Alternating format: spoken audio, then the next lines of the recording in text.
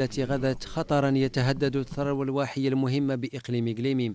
حريق أتى على مساحات شاسعة من نخيل هذه القرية التي تعتمد ساكنتها كثيرا على ما تدره الواح من كل أصناف منتوج التمور. جهود مصالح الوقاية المدنية والسلطات المحلية والدرك الملكي والقوات المساعدة وسكان البلدة مكنت من السيطرة على ألسنة اللهب التي ساهمت قوة الرياح في سرعة انتشارها. أزيد من 500 نخلة أو 600 نخلة فما فوق، يعني والمورد الوحيد لهذا الفلاح الصغير هو هذه يعني التمور.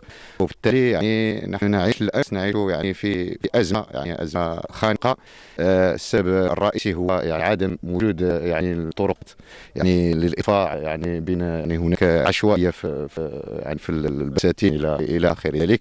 ولهذا أحيي المجلس الجماعي وأحيي درك الملكي وأحيي السلطة المحلية وأحيي الوقاية المدنية عالية والقوات المساعدة وأحيي شباب المنطقة.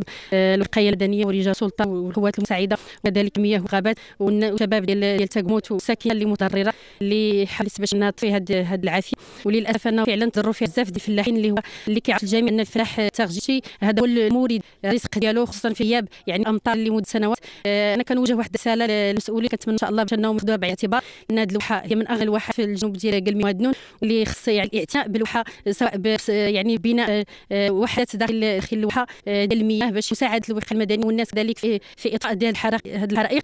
سوء تنظيم داخل الواحة وهشاشة مساك زد على ذلك بعض السلوكات غير المسؤولة، أسباب تنضاف إلى أخرى تقف وراء النزيف الذي تتعرض له الثروة الواحية بالمنطقة. ثروة باتت تئن تحت وطأة هذه الحرائق المتتالية والتي تهدد مصدر رزق فئة عريضة من ساكن القروية.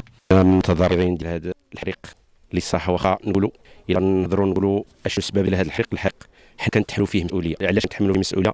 لان اولا المسالك ما كخليوهمش، الله يهدي بعض الناس كتد المسالك حتى الوقايه المدنيه لحد الان هما خدامين، القوات المساعده حتى القوات المسلحه الملكيه، يعني كل شيء خدام. ولكن انا كنشوف المشكل فين هنا ساكن. علاش الناس ديال هذه الواحه لينا ما كخليوش المسالك فين يدوزوا عربات والشحنات ديال الوقايه المدنيه. هذه راه حقيقه مره ونقولها راسي وغنلق مرسي لان نحرقوا لنا النخل بزاف. الله غلب.